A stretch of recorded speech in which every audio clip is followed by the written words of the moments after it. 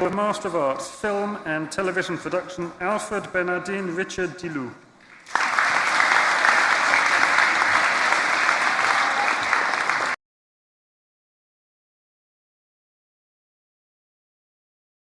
Before the ceremony begins, may I ask please that if you have a mobile telephone that you switch it off now or switch it to silent so as not to disturb those around you.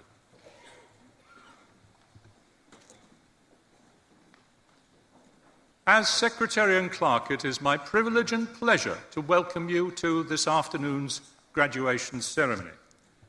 Graduation ceremonies follow a tradition that began in the 15th century, and that tradition has developed since. Roughly translated, graduation means taking a step, and graduation symbolizes the move of the former student, now called a graduand, into a new role in wider society as a graduate, there to use the talents developed as a member of this society.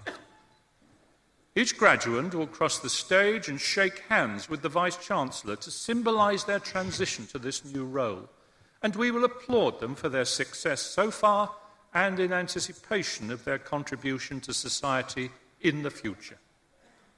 At the end of the ceremony, the Vice-Chancellor will formally admit all those who have crossed the stage, symbolizing that each and every graduate is now incorporated into the community of scholars. As new members of this community, as the academic procession leaves the stage, the new graduates will join the procession, and that will conclude the proceedings. It is now time to begin our formal proceedings, and so I hereby declare the ceremony to be in session, and I call upon the Vice-Chancellor, Professor Michael Thorne, to address you. Vice-Chancellor.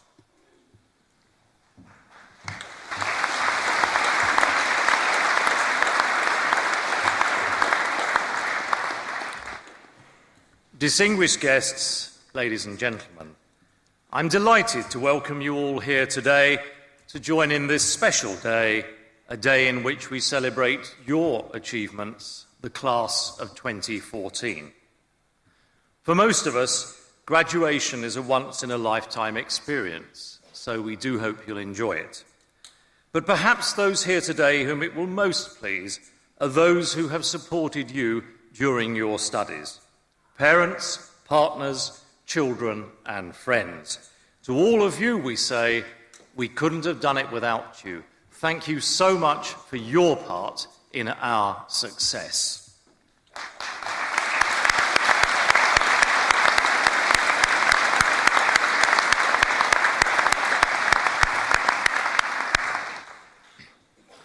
Those of you graduating today certainly made the right choice in coming to Anglia Ruskin University. The latest official statistics show that more than 9 out of 10 of last year's graduates were in work or further study within 6 months of leaving us, and that we rank in the top third of universities for graduates earning more than £25,000 a year. In the National Student Survey, you expressed record levels of satisfaction with your courses and placed us in the top 20% of UK universities for lecturers who are good at explaining things and who make their subject interesting. And we recently heard the news that we've been shortlisted for the award of UK Entrepreneurial University of the Year. In order to give you a taste of how successful Anglia Ruskin students have been this year, let me start with sport coaching student Danny Williams, who won a judo gold medal at the Commonwealth Games in Glasgow in July this year. 4 other Anglia Ruskin students are current UK university champions in their sport. The prestigious Macmillan Prize for Children's Picture Book Illustration has been won for the 5th year in succession by one of our students, Bethan Woolvin, and Anglia Ruskin students also took the 2nd and 3rd prizes. Aisha Gaido received the Community Award from the Cavell Nurses Trust, and Julian Penner, an international business student, and his team saw off competition from more than 250 other teams from universities from over 60 countries to win the 2014 Peak Time Awards in Riga. We have 8 officially world-leading research areas. They are allied health professions and studies, geography and environmental studies, social work and social policy and administration, psychology, English language and literature, history, art and design, and music. This December, we shall hear from the government whether our application for world-leading research status for a further 7 academic subjects has been successful, an application which itself demonstrated that research here has doubled in the last few years. It goes without saying, therefore, that our academic staff and their researchers and research students have also enjoyed a very successful year. Professor Jamie Hacker-Hughes has been named as the new president of the British Psychological Society. Dr. Debbie Holly has been made a National Teaching Fellow, the most prestigious national award for excellence in higher education teaching.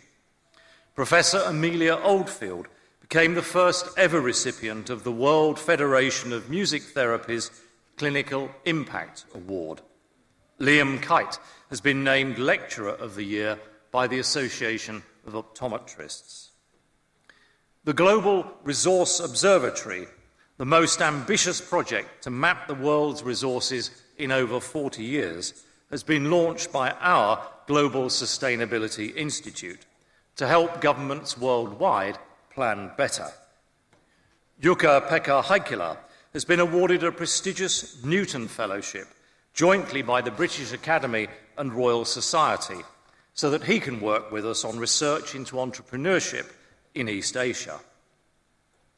The one single piece of research which attracted more interest from the world's press than any other, and which I might add was published in a highly prestigious research journal, was our finding that those people who have sex 4 times a week are likely to be wealthier than others. Our postgraduate medical institute now offers 5 master's degrees in surgery.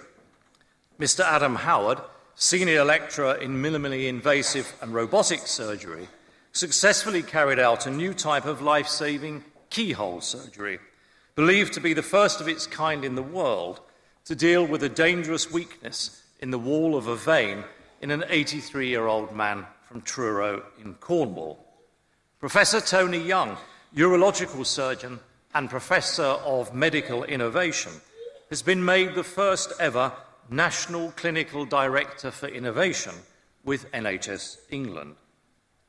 The largest ever analysis of worldwide vision impairment and blindness data has been led by Professor Rupert Bourne of our Vision and Eye Research Unit and published in the Lancet Global Health Journal.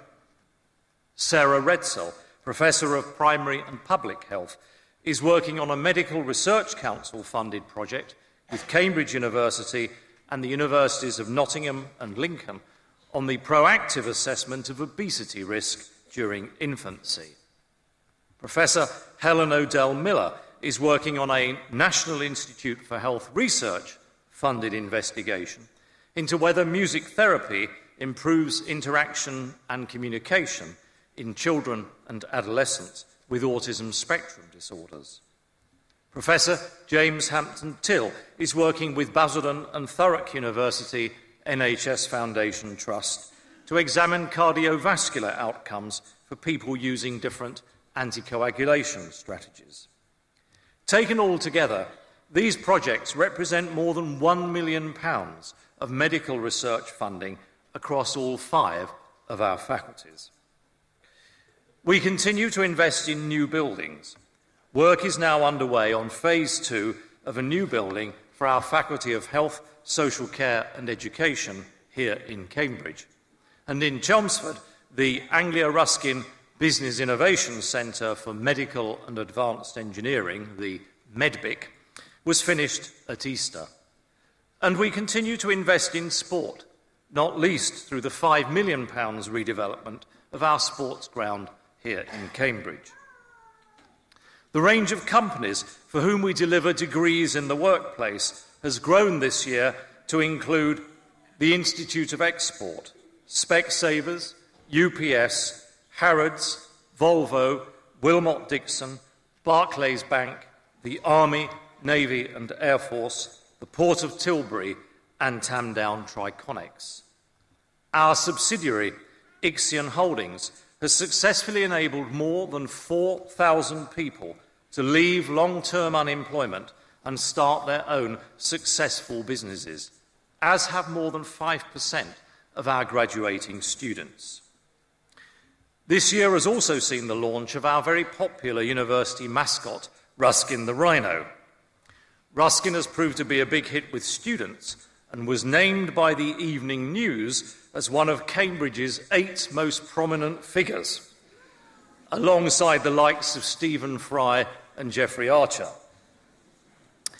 Now, before I close, I should like to take this opportunity to thank the members of the Board of Governors for their unstinting support and advice. But most importantly of all, I want to take this opportunity to offer my deepest thanks to the staff of Anglia Ruskin University, each of whom, directly or indirectly, has made an enormous contribution to your success. Everyone here today owes all our staff a huge debt of gratitude, and I think we should show our appreciation in the usual way.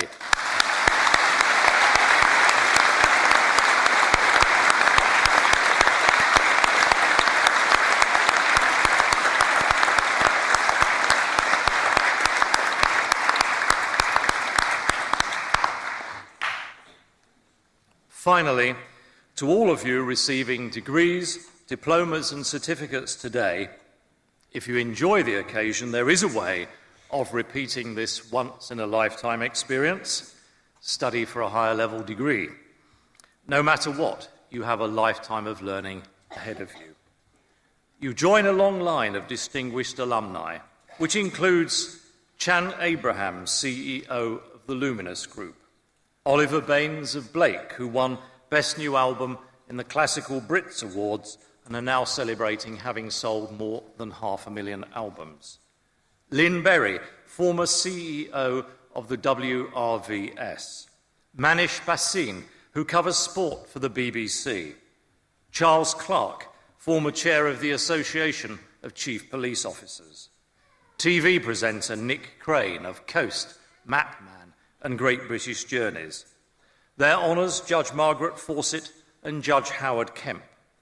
Alexandra Pringle, Editor-in-Chief at the Bloomsbury Press.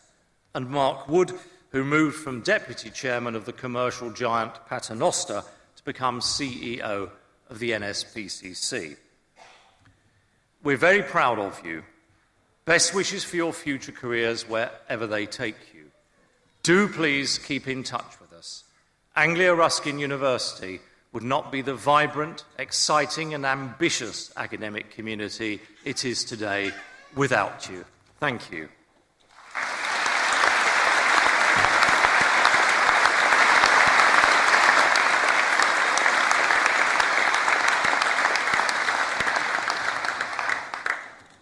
We now come to the presentation of those receiving awards today to the Vice-Chancellor. And I call upon Pro-Vice-Chancellor and Dean, Professor Roderick Watkins. Anna Maria Svardiol. For the award of Master of Arts, Film and Television Production, Alfred Bernardin Richard DILOU.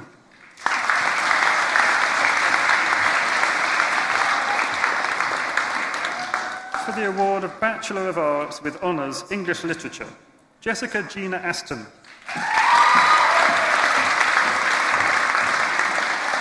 Alexander Atkin.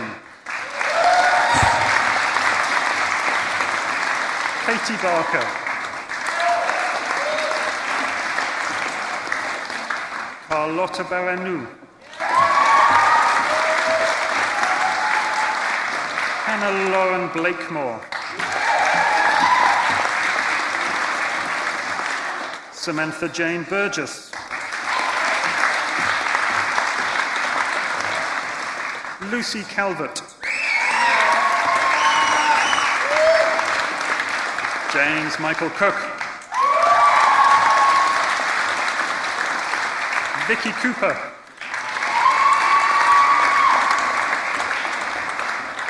James Kenneth Cormack.